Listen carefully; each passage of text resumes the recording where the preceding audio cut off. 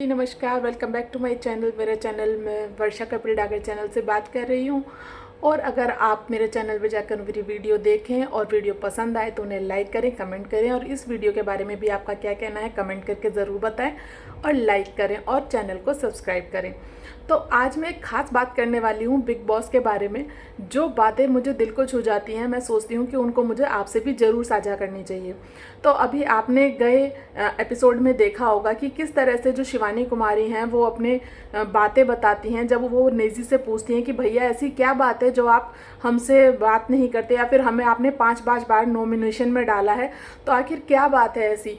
तो वो उन्हें समझाते हैं कि तुम अपना जो है अपने अंदर जो स्विच ढूंढो ऑन ऑफ करने का। जो तुम इस तरह से बात करती हो तो उसे थोड़ा सा धीरे आवाज़ में बात करो। देखो कितने प्यार से उन्होंने समझाया। और जबकि शुरू से सब लोग क्या कर रहे थे कि बस एकदम तमीज़ से बात करो, तमीज़ से बात करो, तुम्हें तहजीब नहीं है, तुम बदतमीज़ हो, तुम्हें पता नहीं है, हम तुमसे बड़े हैं। ये नेजी ने उसे लगातार, नेजी दब्बा, उन्होंने उन्हें लगातार 5 बार नॉमिनेशन में डाला, लेकिन कभी भी उन्हें इस तरह से बात नहीं करी। लेकिन जब उन्होंने समझाया तो इस तरीके से समझाया कि उन्हें बात एक ही बार में समझ में आ गई। और उन्होंने अपनी जो बचपन से जब वो पैदा हुई तो उनकी माँ का प्यार उन्हें किस तरह से नहीं मिला, किस तरह से 3 बहनों के बाद उनका जन्म हुआ, उनके पिताजी जब वो 1 साल की थी तो ख़त्म हो गए, किस तरह से उन्होंने ये जर्नी स्टार्ट करी, वो पढ़ाई भी ठीक से नहीं कर पाई, और किस तरह से उन्होंने अपना जो फ़ोन लिया।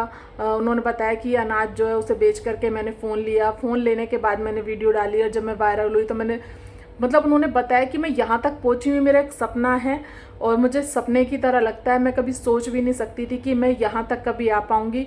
मैं छोटी थी तो वीसीआर चलते थे मेरे गांव में, तो उसमें मैं जब हीरो हीरोइन आते थे तो मैं देखकर सोचती थी कि मैं उनकी तरह एक्टिंग करती थी। मैं सोचती थी क्या मैं कभी ऐसा कर पाऊँगी। तो ये सपने मेरे सच हो रहे हैं। और ये सब बातें बताते बताते वो कहीं ना कहीं इमोशनल हो गई। ये कोई फेक नहीं है, मुझे फेक का एक अलग पता चल जाता है। हो सकता है ये लोग बहुत सारी चीज़ें फेक भी करते हैं इसमें या नहीं करते, आई डोंट नो। लेकिन जो उनके इमोशंस थे वो साफ दिख रहे थे कि किस तरह से उन्होंने जो भी अपनी लाइफ में अचीव करा है, क्या क्या उन्होंने चीज़ें देखी, किस किस तरह की सिचुएशन से निकलते हुए उन्होंने अपनी लाइफ को यहाँ तक पहुँचाया। बिना किसी एक्सपेक्टेशन के उन्होंने शुरू करा होगा और देखिए वो कहाँ से कहाँ तक पहुँच गई। तो ये बहुत ही गर्व करने वाली बात है उन्होंने जो भी करा। तो हमें भी अपनी लाइफ में जो है हमेशा कभी ये नहीं सोचना चाहिए कि हम ये नहीं कर सकते या वो नहीं कर सकते। हमें कोशिशें करती रहनी चाहिए, जैसे कि हम भी फ़िलहाल कोशिश कर रहे हैं। अगर आप भी चाहते हैं कि और लोग और आप भी या कोई भी या हम भी आगे पहुँचे तो हमारे चैनल को भी प्लीज़ सब्सक्राइब करिएगा। और फिर उसके बदले में जो द नेजी दब्बा हैं उनका जो इमोशंस था वो भी साफ झलक कर आ रहा था। जब वो रोने लगी तो उन्होंने देखा, उन्हें महसूस हुआ और बाद में ये बात उन्होंने दूसरे कंटेस्टेंट के सामने भी कबूली कि आज शिवानी को रोता देखकर मुझे पता चला कि मैं उसे कितना गलत समझता था। मैं बेकार में ही उसके लिए अपने मन में खटास लेकर बैठा हुआ था। आज मेरा मन हल्का हो गया। जिस तरह से उसने मुझे अपनी कहानी बताई, कैसे उसने बचपन से स्ट्रगल करा और कैसे वो अपने ही घर में पूरी फैमिली का जो करता धरता है, जो पेट पाल रही हैं वो वही हैं। जो वो काम करते हैं उससे से उनकी फैमिली पूरी चलती है।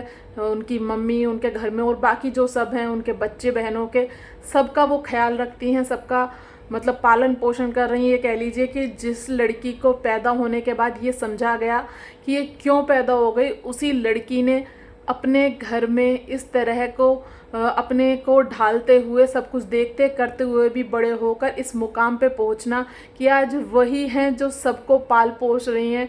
तो ये बहुत ही बड़ी बात है।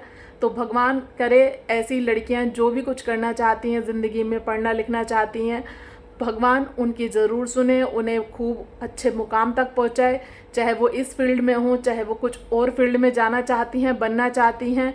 जैसे कि उन्होंने कहा बीच में कि उनकी मम्मी कहती थी कि पढ़ने लिखने से कुछ नहीं होता, बड़े होकर रोटी ही बनानी है, बच्चों को संभालना है, शादी होनी है। ऐसा बिल्कुल भी नहीं है। पढ़ाई लिखाई सिर्फ नौकरी पेशे के लिए नहीं करी जाती। एक आप जो समाज में रहते हैं उसमें रहने के लिए भी आपका पढ़ना लिखना बहुत ज़रूरी है। चाहे आप कोई जॉब करें, चाहे आप ना भी करें, पढ़ाई लिखाई आपको सशक्त बनाती है। तो इसी तरह से आप भी अपने घर की बेटियां, अपने घर की बहुओं और आस पड़ोस में आप जिसे भी इनकरेज कर सकें उन सबको इनकरेज करिए। और शिवानी कुमारी की तरह वो भी खूब आगे तक बढ़ें, उनके सपने भी पूरे हों, इसी आशा के साथ यहाँ आज ये वीडियो हम ख़त्म करते हैं। अच्छी लगे तो कमेंट में बताना, वीडियो को लाइक करना। Bye bye.